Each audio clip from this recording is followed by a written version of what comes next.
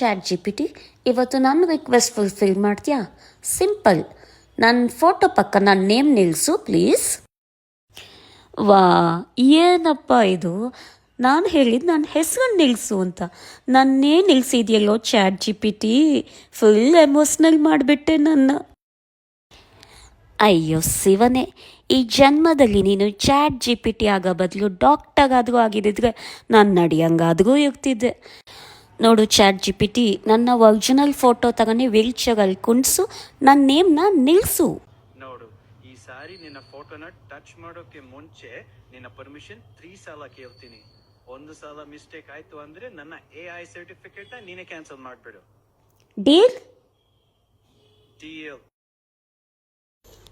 ಇದೇನೋ ಮಾಡಿದ್ಯಾ? ಅಯ್ಯೋ ಕರ್ಮ ಕಾಂಡ. No, no, no, no.